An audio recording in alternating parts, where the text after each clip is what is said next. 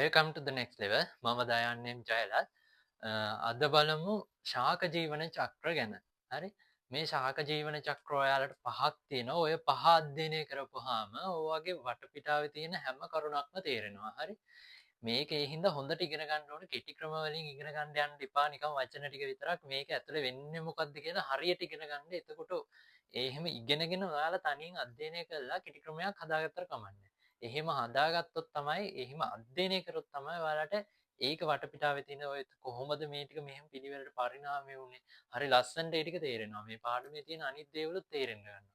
ඒ හින්දා බලමු ශාක ජීවන චක්‍ර ගැන බලන්න.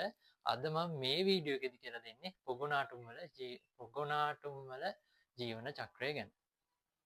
හරි. පොගොනාටුම් ජීවන චක්‍රයේදී මේ තියෙන්නේ මම ඇඳලා තියෙන්නේ ජන්මානු ශාකයක්. ඔය ජන්මානු ශාකේ ඡායා ජන්මානු ශාකයයි පුංජන්මානු ශාකයයි විදිහට බෙදිලා තියෙන්නේ. හරි. එතකොට ගෙවල් දෙකක වගේනේ ඉන්නේ. කියන්නේ ඡායා ජන්මානු ශාකය කියන්නේ ගැහැණු ජන්මානු ශාකය. පුංජන්මානු ශාකය කියන්නේ පිරිමි ජන්මානු ශාකය. ඕවා නිකන් වෙන් වෙලා තියෙනවා කියන්නේ ගෙවල් දෙකක වගේ ඉන්නවා වගේ අදහසින් කියනවා දීගෘහී කියලා. හරි? දීගෘහී නම් ඒකලිංගිකයි. එහෙම මතක තියාගන්න. ඒතකොට ජන්මානු ශාකයේ දීගෘහී ඒකලිංගික ශාකයක්. මේකේ මේ මුල කඳ පත්‍ර විවේදනය වෙලා නැහැ. මුල් වෙනුවට තියෙන්නේ මේකේ මූලාභ. හරි? කඳක් හරි එකට නැහැ. ව්‍යාජ කඳක් තියෙන්නේ ව්‍යාජ පත්‍ර තියෙන්නේ. හරි? එතකොට ඔය ජන්මානු ශාකය ඇති වෙන්නේ මේ වගේ එකකින්. ඒකට කියනවා අපි ප්‍රාක් තන්ත්‍ර කියලා. හරි? ප්‍රාක් තන්ත්‍ර. ඔය ප්‍රාක් තන්ත්‍ර කියන්නේ මෙන්න මේ විදිහට ශාකණය වෙලා තියෙන කොළ පාට එකක්. හරි? ඒකේ අංකුර වලින් තමයි මෙන්න මේ ජන්මානු ශාක හැදෙන්නේ. එතකොට මේ ජන්මානු ශාකවල අග මෙන්න මේ අග හැදෙනවා මෙන්න මේ වගේ ව්‍යුහ. දැන් බලන්න පුංජන්මානු ශාකයක නම් මෙන්න මේ වගේ ව්‍යුහයක් හැදෙනවා. ඒ ව්‍යුහේ මෙන්න මේ විතර වගේ තියෙන්නේ ශුක්‍රාණුදානි. ඔය ශුක්‍රාණුදානි හරි. එතකොට ජායාජන්මානු ශාකයක නම් මෙන්න මේ විදිහට ව්‍යුහයක් තියෙනවා. ඒකට කියනවා අණ්ඩාණුදානි කියලා. ශුක්‍රාණුදානියක් අස්සේ එතකොට මොනවා තියෙනවද? ශුක්‍රාණුනේ තියෙනවා ඇත්තේ. හරි. වචනින්ම තේරෙනවනේ. අණ්ඩාණුදානියක් ඇතුලේ තියෙන්න ඕනි අණ්ඩ සෛල. මේ ශුක්‍රාණුදානියක් ඇතුලේ අනූනනය වෙලා ශුක්‍රාණු රාශියක් හැදෙනවා. හරි. ශුක්‍රාණු රාශියක් හැදෙනවා. හැබැයි අණ්ඩාණුදානියක් ඇතුලේ තියෙන්නේ එක අණ්ඩ සෛලයක්. හරි. එක අණ්ඩ සෛලයක් මේ පැහැදිලිව පේන්න තියෙනවා. ඔය අනූනනය වෙලා හැදෙන ශුක්‍රාණුවක් මෙන්න මේ වගේ. හරි.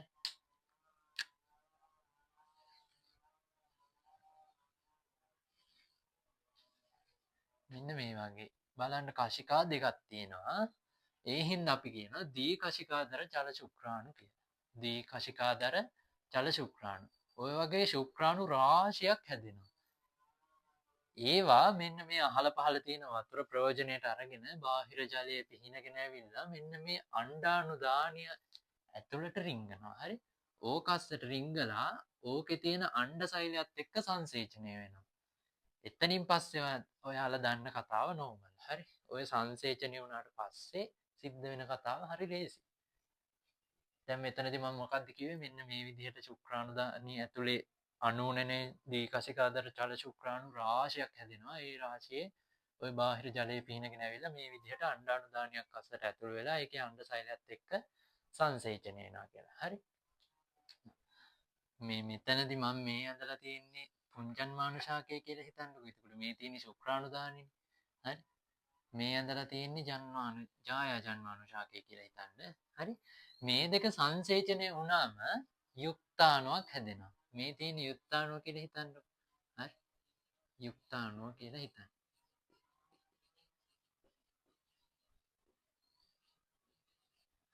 ඔය මෙන්න මෙහෙම යුක්තාණුව හැදුනට පස්සේ යුක්තාණුව කලලයක් බවට විකසනය වෙනවා. මේක කලලයක් බවට විකසනය වෙනවා. ඔය කලලයෙන් තමයි අන්තිමේටම බීජාණු ශාකය කියන එකක් හැදෙන්නේ. ඔය බීජාණු ශාකය මෙන්න මේ වගේ. මෙන්න මෙතන ඉඳන් මෙතෙන් තමයි බීජාණු ශාකය කියලා කියන්නේ. මේක තමයි බීජාණු ශාකය. බීජාණු ශාකය කියන එකක් හැදෙනවා. ඔය බීජාණු ශාකයේ කොටස් 3ක් තියෙනවා බලන්න. හරි. මේ කලලේ ඉන්නේ බීජාණු ශාකය හැදුනේ. බීජාණු ශාකයේ මෙන්න මේ කොටසට කියනවා පාදය කියලා. හරි. හිතන්නකෝ මේ. දැන් මේ ජායාජන්මානු ශාකයේ ජායාජන්මානු ශාකයේ අගනේ මේ කොටස මං ඇන්දේ. එතකොට ශුක්‍රාණු රිංගුවේ මේක අස්සටනේ. ඒක තමයි මේ මෙතන තියෙන්නේ හොඳේ. මේක අස්සටනේ රිංගුවේ. ඕකනේ මේ අන්තිමේටම යුක්තාණුවක් හැදිලා කලලයක් හැදිලා මේක හැදුනේ. මේක හැදෙන්නෙත් මෙතනනේ. හරි. ඒ කියන්නේ මේ තියෙන්නේ කවුද? ජායාජන්මානු ශාකයනේ. ඒ ජායාජන්මානු ශාකයේ උඩ නේද මෙයා ඉන්නේ? බීජාණු ශාකය. මේ ජායාජන්මානු ශාකයේ මේ උඩ නම් ඉන්නේ මේ කෑල්ලට කියනවා පාදය කියලා. මෙතන පාදය. මේක පාදේ මම ලියන්න යන්නේ අපහැදිලි වෙන හින්දා හොඳට කියනවා ඒ හින්දා අහගන්න. මේක පාදය. මෙන්න මේ තියෙන්නේ තන්ත්‍රය. හරි? මේකට කියනවා තන්ත්‍රය කියලා. මේක තමයි ස්පෝටිකාව කියන්නේ. හරි? මේක ස්පෝටිකාව. එතකොට මෙයා ඉන්නේ ජායාජන්මානු ශාකයේනේ. ඔය ජායාජන්මානු ශාකයේ ඉන්නවා නම් එයාට ජලයයි පෝෂකයි ගන්න වෙන්නේ කොහෙන්ද? ජායාජන්මානු ශාකයේ ඉන්නේ. ඒ හින්දා මෙයා යැපෙනවා මෙන්න මෙයා මත. හරි? එයා ජලයයි පෝෂකයි ගන්න මෙයාගෙන්. බීජාණු ශාකයේ ජන්මාණු ශාකයේ මත යැපෙනවා ජායාජන්මාණු ශාකයේ මත. හරි? හරි ඒකත් හොඳට තේරුණානේ. අන්තිමේටම මෙන්න මේ ස්පෝටිකාව ඇතුලේ තියෙනවා බීජාණු මාතෘ සෛල. හරි? බීජාණු මාතෘ සෛල. ඔය බීජාණු මාතෘ සෛල ඌනනේ වෙන්න ගන්නවා. හරි? කලින් මොකක් හරි කිව්වේ කොහෙද? මෙතන. මෙතන අනූනණයෙන් ශුක්‍රාණු රාශියක් හැදුණා. මෙතන ඌනනේ වෙන්න අරගෙන බීජාණු රාශියක් හැදෙනවා. හරි? ඌනනේ වෙලා බීජාණු රාශියක් හැදෙනවා. බීජාණු මාතෘ සෛල ඌනනේ වෙලා බීජාණු රාශියක් හැදෙනවා. ඔය බීජාණු ආපහු මෙන්න මේ දැන් මේවා ASCII බීජාණු තියෙනවා. හරි? මෙන්න මේ විදිහට බීජාණු මාතෘ සෛල ඌනනේ වෙලා බීජාණු රාශියක් හැදුණා. ඔය බීජාණු මෙන්න මේ ස්පෝටිකාව පුපුරනවා. කොයි වෙලාවක හරි පුපුරනවා. ඕක පුපුරලා ආයෙ ඔය බීජාණු කොහේ හරි වැටිලා. හරි? මෙන්න මේ කොහේ හරි වැටිලා ආපහු අර මෙන්න මේ ජන්මාණු ශාක හැදෙන්න ගන්නවා. හරි? ඕක තමයි සයිකල් එක. තේරුණාද? ඕක තමයි සයිකල් එක. හරි? මං හිතනවා ඔයාලට මේ සයිකල් එක තේරෙන්නේ නැති කියලා. කොහොමද මේ මෙන්න මේ ශාකේ යන්නේ? හරි? සයිකල් එකේ යන්නේ. හරි? මේ සයිකල් එකේ තමයි යන්නේ.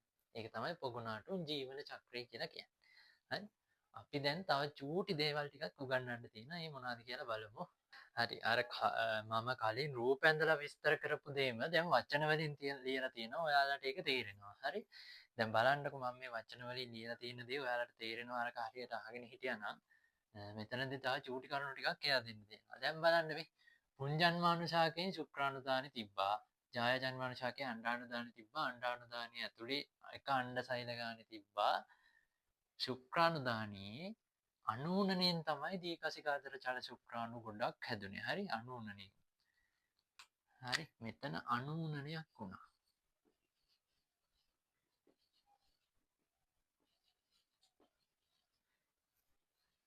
ඊට පස්සේ දැන් මේ තියෙන අණ්ඩ සෛලයි දීකසිකාදාර චල ශුක්‍රාණුයි ජන්මාණුනේ ඕවා.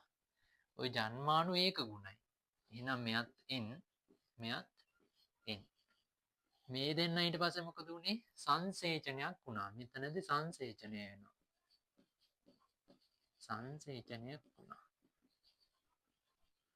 සංසේචනය වෙලා යුක්තාණුවක් හැදුණානේ. එහෙනම් අර ඒක ගුණයි අර ඒක ගුණයි මෙතන දී ගුණ වෙන්න ඕනේ. එහෙනම් මෙයා දී ගුණයි දෙකයි. හරි? යුක්තාණුව කලලයේ බවට විකසනය වෙනවා. මෙයත් දී ගුණයි. මතකද කලලේ බීජාණු ශාකයේ බවට විකසනය වුණා. එයත් දී ගුණයි. අන්තිමේටම ওই බීජාණු ශාකයේ තිබ්බ අර ස්පෝටිකාව කියලා එකක්. ඒ ස්පෝටිකාව ඇතුළේනේ බීජාණු මාතෘ සෛල තිබ්බේ. ඒ බීජාණු මාතෘ සෛලත් දී ගුණයි. ඊට පස්සේ මෙතනදී මොකක්ද උනේ? ඌනනයක් වුණා. හරි? අතනදී අනූනනයක් වුණා. සංසේචනය වුණා. මෙතනදී ඌනනයක් සිද්ධ වෙනවා. ඌනනයක් සිද්ධ වෙච්ච ගමන් අපි දන්නවා ආයෙත් ඒක ගුණයි. මේ බීජාණු ඒක ගුණ වෙනවා. එන්නේ අන්තිමේටම මේකෙන් හැදෙන්නේ එක්ක පුංජන්මානු ශාකයක් එක්ක ජායජන්මානු ශාකයක් ඒවත් ඒක ගුණයි. හරි එන් මෙයත් එන් අන්ඩානුන ඔය හැම එකක්ම ඒක ගුණයි හරි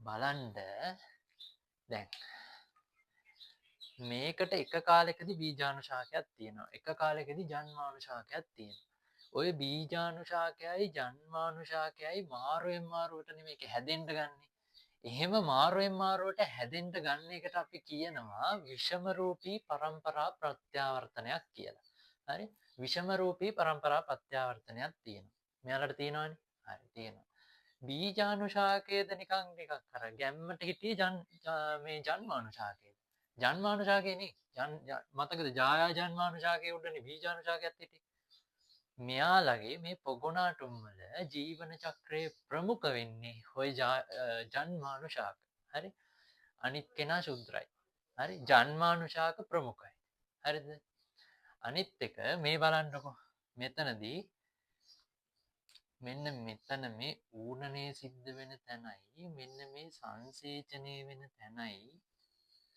යාකොරොත් මෙන්න මේ කෑලි ටික ඔක්කොම දී ගුණයි මෙන්න මේ කෑලි ටික ඔක්කොම ඒක ගුණ හරි ඒකත් තේරෙනවානේ එතකොට අන්තිම විදිහට කියන්න තියෙන්නේ මේකේ ඒක ගුණ ජන්මානුශාක පරම්පරාවක් තියෙනවා දීගුණ බීජානුශාක පරම්පරාවක් තියෙනවා හරි එතකොට පොගුණාටුන් ජීවන චක්‍රය ගැන කියන්න ඕනි හැම දෙයක්ම කියලා දුන්නා දැන් ඔයාලට හිතන අදහස ඔයාලට පුළුවන් යටින්